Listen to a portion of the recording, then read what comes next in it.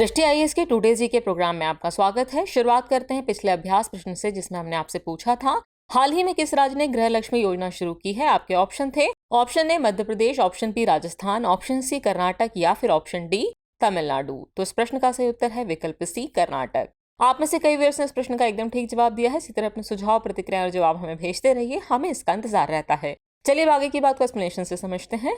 हाल ही में कर्नाटक ने राज्य की महिलाओं को आर्थिक सहायता प्रदान करने के लिए गृह लक्ष्मी योजना शुरू की है। इस योजना के तहत राज्य सरकार बीपीएल परिवारों की महिला मुखिया को 2000 रुपए मासिक सहायता प्रदान करेगी। कर्नाटक ने इस योजना का समर्थन करने के लिए सालाना 32,000 करोड़ रुपए का पर्याप्त आवंटन किया है।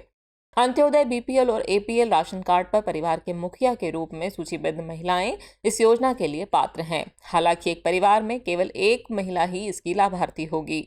प्रत्यक्ष लाभ हस्तांतरण यानी डीबीटी के माध्यम से इस योजना के लाभार्थियों के बैंक खातों में सहायता राशि हस्तांतरित की जाएगी। इस तरह इस प्रश्न का सही उत्तर होगा विकल्प सी कर्नाटक। चलिए अब शुरुआत करते हैं आज के एपिसोड की। आज के एपिसोड का पहला प्रश्न है कावेरी नदी के संदर्भ में निम्नलिखित कथनों पर विचार कीजिए। कथन 1 है ये दक्षिण पश्चिमी कर्नाटक राज्य में पश्चिमी घाट की ब्रह्मगिरी पहाड़ी से निकलती है। कथन 2 है ये अरब सागर में प्रवाहित होने वाली प्रमुख नदियों में से एक है। और कथन 3 है इसकी कुल लंबाई लगभग 1760 किलोमीटर है। उपरोक्त में से कितने कथन सही हैं, यह आपको बताना है। आपके ऑप्शन है केवल एक, केवल दो, सभी तीन या फिर कोई भी नहीं। तो इस प्रश्न का सही उत्तर है विकल्प ए यानी केवल एक कथन ही सही है। कावेरी नदी के जल को लेकर तमिलनाडु और कर्नाटक राज्य सरकार के बीच फिर से टकराव की स्थिति देखी जा रही है। आपको बता दें कि कावेरी दक्षिण भारत की एक प्रमुख पवित्र नदी है। ये दक्षिण पश्चिमी कर्नाटक राज्य में पश्चिमी घाट की ब्रह्मगिरी पहाड़ी से निकलती है, इसलिए कथन 1 सही है। कर्नाटक तथा तमिलनाडु से होकर दक्षिण पूर्व की ओर बहते हुए पुदुचेरी के माध्यम से बंगाल की खाड़ी में गिरती है, इसलिए कथन 2 सही नहीं है। यह नदी बंगाल की खाड़ी में गिरने से पहले लगभग 760 किलोमीटर का सफर तय करती है, इसलिए कथन 3 सही नहीं है। इसके बाएं तट की तरफ सहायक नदियां अर्कावती, हेमावती, शिमशा और हरंगी है।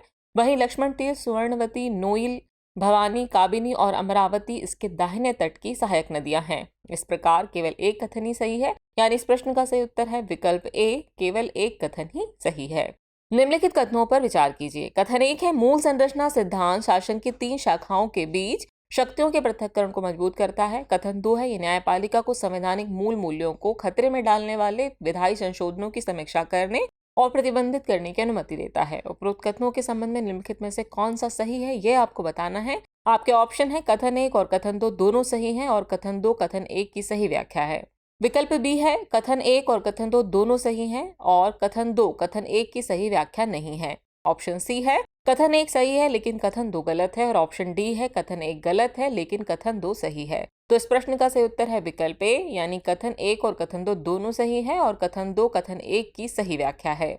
चलिए एक्सप्लेनेशन देखते हैं। हाल ही में भारतीय संविधान की मूल संरचना चर्चा में रही। आपको बता दें कि संविधान की मूल संरचना का तात्पर्य संविधान में निहित उन प्रावधानों से है जो भारतीय संविधान के लोकतांत्रिक आदर्शों को प्रस्तुत करते हैं। इन प्रावधानों को संविधान में संशोधन के द्वारा भी नहीं हटाया जा सकता है। ये सिद्धांत शासन की 3 शाखाओं न्यायपालिका, विधायिका और कार्यपालिका के बीच शक्तियों के पृथक्करण को मजबूत करता है, क्योंकि ये सिद्धांत न्यायपालिका को उन विधायी संशोधनों की समीक्षा करने और रोकने का अधिकार देता है जो मौलिक संवैधानिक सिद्धांतों को कमजोर कर सकते हैं। इसलिए कथन 1 और कथन 2 दोनों सही है और कथन 2 कथन 1 की सही व्याख्या करता है। इस तरह इस प्रश्न का सही उत्तर होगा विकल्प ए। चलिए अगला प्रश्न देखते हैं। निम्नलिखित देशों पर विचार कीजिए। पहला है इक्वेटोरियल गिनी, दूसरा है कैमरून और तीसरा है कांगो गणराज्य। उपरोक्त में से किन देशों की सीमा गैबॉन से लगती है, यह आपको बताना है। आपके ऑप्शन है केवल 1 और 2, केवल 2 और 3, केवल 1 और 3 या फिर 1, 2 और 3। तो इस प्रश्न का सही उत्तर है विकल्प डी 1, 2 और 3। हाल ही में गैबॉन में तख्ता पलट करके सैन्य अधिकारियों ने देश की सत्ता पर कब्जा कर लिया। बता दें कि गैबॉन भूमध्य रेखा पर अफ्रीका के पश्चिमी तट पर स्थित एक देश है। इसकी सीमा उत्तर में इक्वेटोरियल गिनी तथा कैमरून, पूर्व एवं दक्षिण में कांगो गणराज्य और पश्चिम में अटलांटिक महासागर से लगती है। इस देश का लगभग 3/4 हिस्सा घने भूमध्य रेखीय वर्षावन से ढका हुआ है, जिसमें 3000 से अधिक वनस्पति प्रजातियां हैं। इसकी राजधानी और सबसे बड़ा शहर लिब्रेविले है। इस तरह इस प्रश्न का सही उत्तर होगा विकल्प डी 1, 2 और 3। अगला प्रश्न है जलवायु परिवर्तन और मानव गतिशीलता पर कंपाला घोषणा के संबंध में निम्नलिखित कथनों पर विचार कीजिए। कथन 1 है इस पर मूल रूप से 2014 में कंपाला में हस्ताक्षर किए गए थे और कथन 2 है कंपाला युगांडा का सबसे बड़ा शहर है जो युगांडा के दक्षिणी भाग में स्थित है। उपरोक्त में से कौन सा सही कथन सही है या फिर है, ये आपको बताना है। आपके ऑप्शन है केवल एक, केवल दो, एक और दो, दोनों, या फिर न तो एक न ही दो। तो इस प्रश्न का सही उत्तर है विकल्प सी, एक और दो, दोनों ही कथन सही है। हाल ही में प्रवासन, पर्यावरण और जलवायु परिवर्तन पर कंपाला मंत्री स्तरीय घोषणा यानी KDMECC को 48 अफ्रीकी देशों से समर्थन मिला है। बता दें कि KDMECC को मूल रूप से जुलाई 2022 में युगांडा के कंपाला में 15 अफ्रीकी राज्यों द्वारा अनुमोदित किया गया था, इसलिए कथन एक सही है। यह घोषणा जलवायु प्रेरित प्रवासन को व्यवहारिक और प्रभावी ढंग से संबोधित करती है। वहीं ये मानव गतिशीलता और जलवायु परिवर्तन के परस्पर संबंध से निपटने के लिए महाद्वीप की सामूहिक प्रतिबद्धता को भी उजागर करती है। इसका उद्देश्य प्रवासन के संबंध में जलवायु परिवर्तन से उत्पन्न चुनौतियों का व्यवहारिक समाधान प्रदान करना है। बताते चलें कि कंपाला पूर्वी अफ्रीका में स्थित युगांडा देश की राजधानी और सबसे बड़ा शहर है। यह युगांडा के दक्षिणी भाग में विक्टोरिया झील के उत्तरी किनारे के पास स्थित है, इसलिए कथन दो भी सही है। इस तरह इस प्रश्न का सही उत्तर होगा विकल्प सी, एक और दो, दोनों ही कथन सही है। नेक्स्ट क्वेश्चन है, निम्नलिखित में से किस स्थान पर आपको हुलॉक गिब्बन मिलने की सबसे अधिक संभावना है? आपके ऑप्शन है कलावाओ वन अभ्यारण्य, गिब्बन्स पुनर्वास केंद्र, गिब्बन्स अभ्यारण्य, या फिर हालोंगा पार गिब्बन अभ्यारण्य। तो इस प्रश्न का सही उत्तर है विकल्प डी, हालोंगा पार गिब्बन अभ्यारण्य। हाल ही में प्राइमेटोलॉजिस्टों ने पश्चिमी हुलॉक गिब्बन के संरक्षण के लिए हालोंगा पार गिब्बन अभ्यारण्य को विभाजित करने वाले रेलवे ट्रैक को बदलने की सिफारिश की है। बता दें कि हालोंगा पार गिब्बन अभ्यारण्य भारत के असम राज्य के जोरहाट जिले में स्थित एक वन अभ्यारण्य है। 21 वर्ग किलोमीटर में फैले इस अभ्यारण्य में लगभग 125 हुलॉक गिब्बन और 6 अन्य प्राइमेट प्रजातियां हैं। गौरतलब है कि गिब्बन सबसे छोटे और सबसे तेज वानर हैं, जो दक्षिण पूर्व एशिया के उष्णकटिबंधीय और उपोष्णकटिबंधीय जंगलों में रहते हैं। ये पूर्वोत्तर भारत, बांग्लादेश, म्यांमार और दक्षिणी चीन के जंगलों में पाए जाते हैं। ये भारत में पाए जाने वाली गिब्बन की एकमात्र प्रजाति है। इस तरह इस प्रश्न का सही उत्तर है विकल्प डी, हालोंगा पार गिब्बन अभ्यारण्य। नेक्स्ट क्वेश्चन है, चंद्रमा के संबंध में निम्नलिखित कथनों पर विचार कीजिए। कथन एक है, ब्लू मून शब्द चंद्रमा के नीले रंग को संदर्भित करता है, और कथन दो, अपोजी पृथ्वी से चंद्रमा का निकटतम बिंदु है। उपरोक्त में से कौन सा से कथन सही है या फिर है, ये आपको बताना है। आपके ऑप्शन है केवल एक, केवल दो, एक और दो, दोनों, या फिर न तो एक और न ही दो। तो इस प्रश्न का सही उत्तर है विकल्प डी, न तो एक और न ही दो। हाल ही में ब्लू मून नामक एक दुर्लभ खगोलीय घटना देखी गई। बता दें कि ब्लू मून शब्द एक ही कैलेंडर माह के भीतर 2 पूर्ण चंद्रमाओं की घटना को संदर्भित करता है, जिसका चंद्रमा के रंग से कोई संबंध नहीं है, इसलिए कथन एक सही नहीं है। चंद्रमा की कक्षा में वह बिंदु जहां ये पृथ्वी से सबसे दूर होता है अपोजी कहलाता है, जबकि इसके विपरीत स्थिति को पेरिजी के रूप में जाना जाता है, इसलिए कथन दो सही नहीं है। अपने सबसे दूर बिंदु पर चंद्रमा पृथ्वी से लगभग 4,05,500 किलोमीटर होता है। इस प्रकार इस प्रश्न का सही उत्तर है विकल्प डी, यानी कि न तो एक और न ही दो।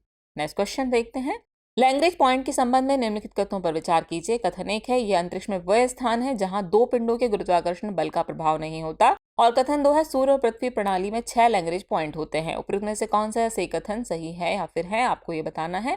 आपके ऑप्शन है केवल एक, केवल दो, एक और दो, दोनों, या फिर न तो एक न ही दो। तो इस प्रश्न का सही उत्तर है विकल्प ए, यानी केवल एक कथन ही सही है। इसरो 2 सितंबर को अपना आदित्य L1 मिशन लॉन्च करेगा, जिसे लैग्रेंज पॉइंट 1 यानी L1 कक्षा में स्थापित किया जाएगा। बता दें कि लैग्रेंज पॉइंट अंतरिक्ष में वे स्थान है जहां 2 पिंडों के गुरुत्वाकर्षण बल का प्रभाव नहीं होता, इसलिए कथन एक सही है। इन पॉइंट्स का नाम इतालवी फ्रांसीसी गणितज्ञ जोसेफी लुई लैग्रेंज के सम्मान में रखा गया है। सूर्य और पृथ्वी प्रणाली में 2 लैग्रेंज पॉइंट हैं, L1, L2, L3, L4 और L5, इसलिए कथन दो सही नहीं है। L1 पृथ्वी और सूर्य के बीच पृथ्वी से लगभग 1.5 मिलियन किलोमीटर दूर स्थित है। इस पर स्थित कोई उपग्रह बिना किसी ग्रहण के सूर्य का अवलोकन कर सकता है। इस तरह इस प्रश्न का सही उत्तर है विकल्प ए, यानी केवल एक कथन ही सही है। अगला प्रश्न देखते हैं, विश्व संस्कृत दिवस कब मनाया गया? आपके ऑप्शन है 27 अगस्त, 28 अगस्त, 29 अगस्त या फिर 31 अगस्त। तो इस प्रश्न का सही उत्तर है विकल्प डी, 31 अगस्त। हाल ही में प्रधानमंत्री नरेंद्र मोदी ने विश्व संस्कृत दिवस पर जनता को शुभकामनाएं दी। बता दें कि विश्व संस्कृत दिवस बीते 31 अगस्त को मनाया गया, इसलिए विकल्प डी सही है। भारत में हर साल श्रावण पूर्णिमा को संस्कृत दिवस के रूप में मनाया जाता है। इस दिवस का उद्देश्य भारत की सबसे पुरानी और प्राचीन भाषाओं में से एक संस्कृत के प्रति जागरूकता बढ़ाना और उसकी वकालत करना है। विश्व संस्कृत दिवस को पहली बार साल 1969 में मनाया गया था। बताते चलें कि लगभग 3300 वर्षों के इतिहास के साथ संस्कृत सबसे पुरानी भाषाओं में से एक है। इस तरह इस प्रश्न का सही उत्तर होगा विकल्प डी, 31 अगस्त। चलिए हम पहुंच गए एपिसोड के अंतिम प्रश्न पर। तो अंतिम प्रश्न है, प्रदूषण के संबंध में निम्नलिखित कथनों पर विचार कीजिए। कथन एक, दमम दुनिया का सबसे प्रदूषित शहर है, और कथन दो है 50 सबसे प्रदूषित शहरों में 39 शहर भारत के हैं। उपरोक्त में से कौन सा सही कथन सही है या फिर है, ये आपको बताना है। आपके ऑप्शन है केवल एक, केवल दो, एक और दो दोनों, या फिर न तो एक और न ही दो। तो इस प्रश्न का सही उत्तर है विकल्प सी, एक और दो दोनों ही कथन सही है। चलिए एक्सप्लेनेशन देख लेते हैं।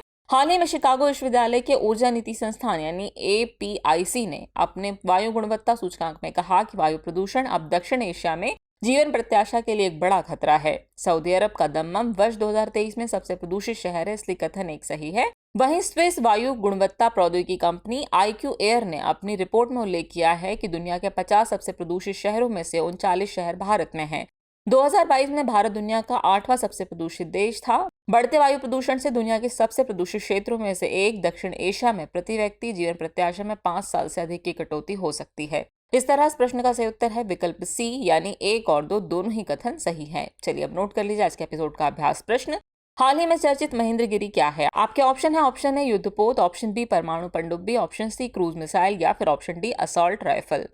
तो व्यूअर्स, इस प्रश्न का जवाब कमेंट बॉक्स में देना ना भूलें। जल्दी मिलते हैं नए एपिसोड में कुछ और नए सवालों और जानकारियों के साथ। तब तक के लिए शुक्रिया।